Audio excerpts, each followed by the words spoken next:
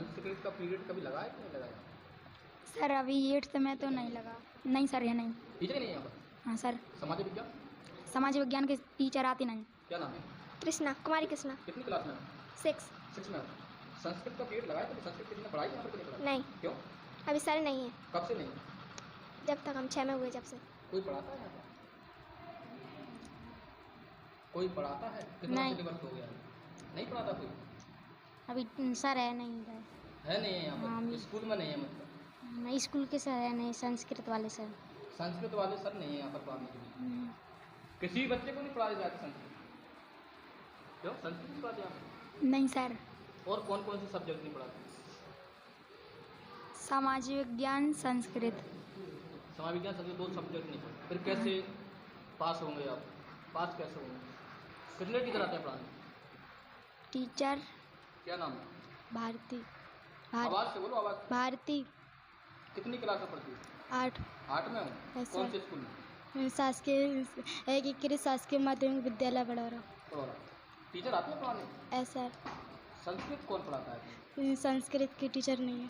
नहीं है टीचर? नहीं कब से नहीं है टीचर? सर, अभी नहीं पढ़ाने आती नहीं है ही नहीं है सर। शुरू से ही नहीं है? समाज विज्ञान? सामाजिक महेश सर पढ़ाते।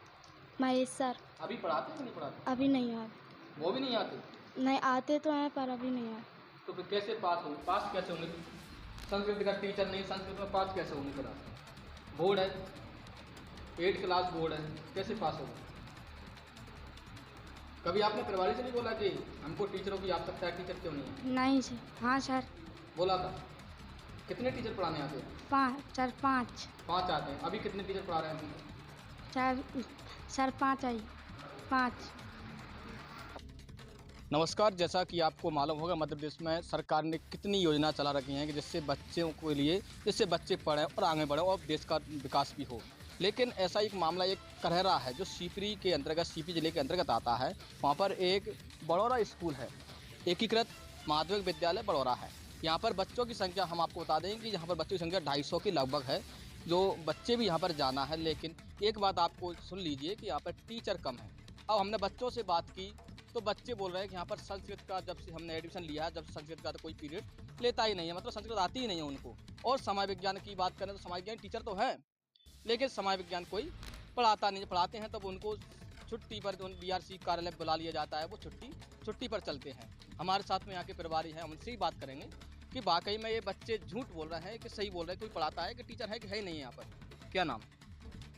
सबसे पहले मीडिया प्रभारियों को बहुत बहुत धन्यवाद।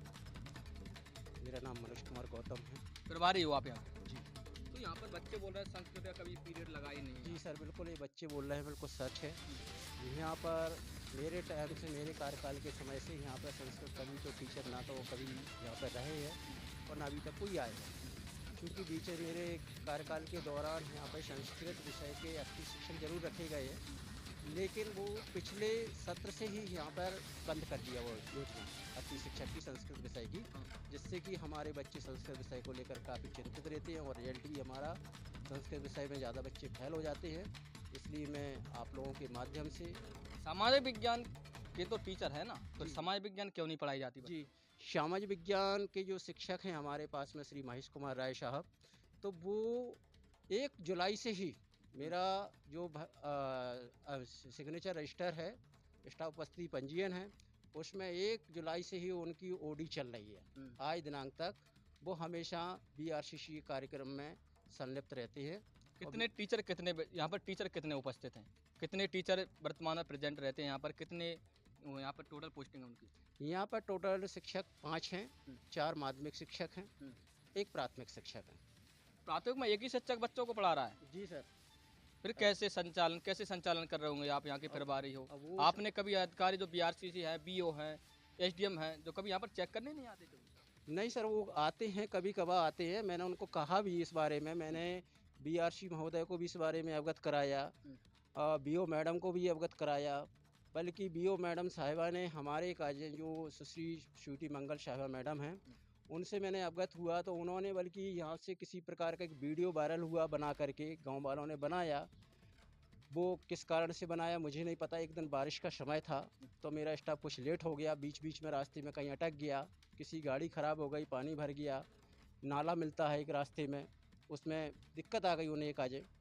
अब उस बीच में स्टाफ थोड़ा 11:30 बजे के आसपास आ गया था, बारिश काफ़ी ज़्यादा थी, तो मैडम ने हमारे लिए एक नोटिस भेजा 12 तारीख में, 13 तारीख में नोटिस मिल गया था 12 तारीख का। उसके बाद में उन्होंने कार्रवाई की कि मुझे इसके बारे में जल्दी से जल्दी जवाब प्रस्तुत करें। 2 दिन का हमें अल्टीमेटम दिया था, हमने जवाब प्रस्तुत कर दिया। हमने मैडम को ये भी अवगत कराया, मैडम आप यहाँ पर कभी बढ़ौरा के विद्यालय में भ्रमण करें। तो वो बोलती हैं कि मैं भ्रमण क्यों करूँ, मैं भ्रमण क्यों करूँ, आपको जो कुछ करना आप अपने तरीके से कीजिए। अगर मुझे दोबारा इस तरीके की शिकायत मिलती है, आपका विद्यालय बंद पाया जाता है, तो मैं उनको कहा कि मेरा विद्यालय अगर कभी बंद पाया जाता है, जो भी आप पनिशमेंट देना चाहें मेरे को और मेरे स्टाफ को, हम सैर झेलने को तैयार हैं। नहीं, बच्चों का क्या दोष है इसमें? बच्चे तो रोजाना आते हैं पढ़ने के जी, लिए, स्कूल में व्यवस्थाएं हमने देखी यहाँ पर अच्छी हैं, खाना भी बच्चों को अच्छा मिल रहा है। बिल्कुल। फिर टीचर प्राथमिक विद्यालय में एक टीचर है, तो बच्चों के साथ ऐसा दुर्व्यवहार क्यों? इसके लिए हमने आदरणीय संकुल प्राचार्य मैडम को भी अवगत करा दिया। उनको मैंने फ़ोन पे भी बताया, तो उन्होंने बोला कि नहीं मुझे लिखित आवेदन चाहिए। मैंने लिखित आवेदन भी दिया, जिसकी प्राप्ति मेरे पास है, जो कि मैं आप तक दिखा दूंगा। सारा का सारा जिम्मेदारी मैटर उनको मैंने बता दिया। जिम्मेदारी किसकी है? ऐसे बच्चे पढ़ने आ रहे हैं, हाँ। बच्चों के भविष्य के साथ खिलवाड़ किया जा रहा है, जिम्मेदारी तो किसकी जिम्मेदारी है? कौन है इसका जिम्मेदार? जिम्मेदार तो इसका पूरा का पूरा प्रशासनिक स्तर पे ही है, चाहे वो संकुल प्राचार्य महोदय हों या बीओ साहब हों या बीआरसीसी महोदय हों या मैं हूँ। लेकिन मेरी जहाँ तक जिम्मेदारी बनती है, मैंने सभी लोगों को अवगत करा दिया इस बात को लेकर के। अब मेरे हाथ में तो कुछ है नहीं है इसके अलावा, मेरा सिर्फ अवगत कराना होता है। जैसा कि आपने देखा कि हमारे साथ में जो यहाँ के प्रभारी थे, प्रभारी जी का कहना है कि यहाँ पर व्यवस्थाएं तो पूरी हैं, लेकिन टीचरों के ना होने के कारण पूरी व्यवस्थाएं पर डमाडोल चल रही हैं, क्योंकि बच्चे जब पढ़ेंगे नहीं तो कैसे रिजल्ट होगा। अभी शिक्षा अधिकारी ने निकाला था कि जिन स्कूलों का रिजल्ट कम आया, कम परसेंटेज में है, उनकी मीटिंग ली गई थी। अब मीटिंग आप सोच सकते हैं कि बच्चे 1 से 5 तक का बच्चा ही विद्यालय 1 से 5 तक में एक टीचर रखा है। आप सोच दिमाग लगाइए कितने सब्जेक्ट होते हैं। अब बच्चे को जब कुछ आएगा ही नहीं तो बच्चा पास कैसे होगा? ये तो पूरी प्रशासन की लापरवाही है ना। ये तो डीओ साहब को भी देखना चाहिए कि जैसे स्कूल में आप एक बात तो सुन लीजिए कि जो शिवपुरी जिला में कई स्कूल ऐसे हैं जहाँ पर बच्चे कम है लेकिन टीचर जाना है, टीचरों की संख्या जाना है, 3 टीचर है, 35 बच्चों पर 30 टीचर हैं, लेकिन जहाँ बच्चे जाना है वहाँ टीचर कम है। ऐसा दुर्व्यवहार क्यों? अब इन बच्चों के साथ जो बच्चों का शोषण हो रहा है, पढ़ाई में बच्चे पीछे रह रहे हैं, रिजल्ट ही परसेंटेज में कम जा रहा है, तो इसका जिम्मेदार कौन होगा? प्रशासन होगा कि प्रभारी होंगे? ये तो आप अंदाजा लगा सकते हैं कि यहाँ पर देख लीजिए कि बच्चों को यहाँ पर कुछ तो अंतर दिखा नहीं। यहाँ पर बच्चों के लिए खाना अच्छा मिल रहा है, ग्राउंड बैठक व्यवस्था भी अच्छी है, यहाँ पर बैठने की व्यवस्था भी अच्छी है, लेकिन बच्चों की पढ़ाई नहीं होगी तो इन सब चीज़ों का क्या लाभ है?